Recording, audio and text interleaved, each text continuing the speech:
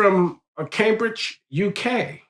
John, you and I happen to have the experience of jointly participating in a conference over there. You know what I liked about that conference, Glenn, actually, is that, of course, it was kind of a self-selected audience, but we weren't weird. It was really nice to be in rooms full of Black and brown people where almost nobody was giving us the side eye, squeezing our hands too hard when they shake, all that little stuff that people do. Like we were okay. And, I don't mean to, I hope this isn't wrong to say. I don't want to stereotype or something because this is a delicate issue, but I couldn't help but notice that Nigerians seem to be particularly unlikely to harbor the kind of politics that are sadly so common among Black academics and activists in America.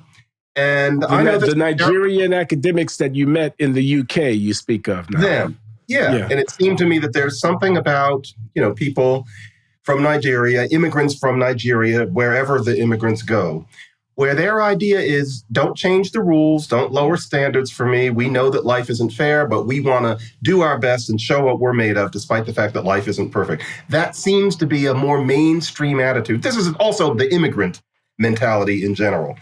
I liked being surrounded by that because it's really peculiar how entrenched it has become in Black American discourse to say the standards should be changed, the rules have to be changed, standards have to be lowered. How much can you expect from us, given history, given the fact that life isn't perfect, given the fact that there are certain structural inequalities? How much can you expect?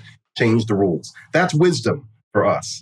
And I must admit, I love seeing brown-skinned people who don't subscribe to that because I simply cannot, in my heart of hearts, represent that view that standards must be changed. And yet, as we both know, you and me saying that means that in some quarters we're considered clueless, heartless pigs. But, we're not. And I felt embraced at that conference by what I thought of as my people in a way that, unfortunately, I sometimes have a hard time doing with Black American people here who insist that we are poster children and that announcing that is a form of enlightenment. That was an extended, passionate statement, John. Spontaneous, actually. Yeah, I hear you, man. And it's got so much different stuff in it. England is different from America, that's for sure. It is. On the race question, and you could just go to the demographics of it. The population of color, the Black population, the Afro-African American population here in the United States does have immigrants in it. I would venture 15%, some number like that. I'm making it up. I don't know the exact number, but in that ballpark, depending on what region you're in, it'll be different. But in the UK, the Black population is very heavily weighted toward immigrants. But you're making a distinction implicitly between the immigrants from Jamaica and Caribbean and the immigrants from West Africa, and you're singling out the Nigerians. And I don't want to contradict you. I think you're accurate in what you're saying.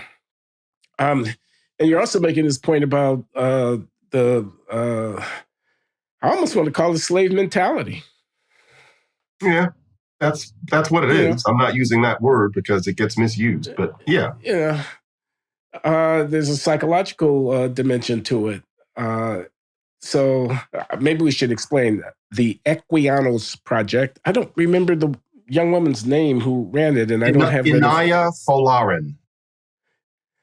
Very impressive, under 30-year-old African Brit woman of conservative disposition and entrepreneurial inclination who raised money and organized a conference that was in Cambridge University at, where was it, at King's and at, what was the other college?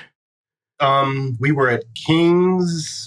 We're the Americans. We have no idea where we were. Was it called King's College? Kingsbridge? That's where day 2 was. Day 1, your speech was in... Was that other place? Right. Yeah. In any case, very nicely appointed accommodations and venue for Like a you're in Arizona. well-attended conference. The rooms were packed with enthusiastic people. Now, I think we have to say that they are anti-woke. Mm-hmm. They were. And I didn't get the feeling that many of them were what Americans would classify as hard right-wingers. But they just felt that there's been an excess that doesn't make sense. And I want to clarify one thing. There, we heard an awful lot about the difference in performance and attitude between Caribbeans and Africans. That, in my sense, does not apply as much in the United States. And so what I just immigrant mentality could apply to somebody from Jamaica, from Ghana. But there seems to be a difference between Caribbeans and Africans because Caribbeans have been there much longer. The idea is that the generations have assimilated into a general kind of mindset and are not as fierce about achievement because of the long period of time, whereas Africans are newer. That's what people were telling me there.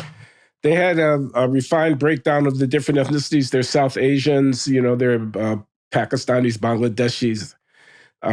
There's East Asians, there's Irish, there's working class white. All of this was in the mix. Mm-hmm. It was an interesting experience. And you gave a keynote address, John.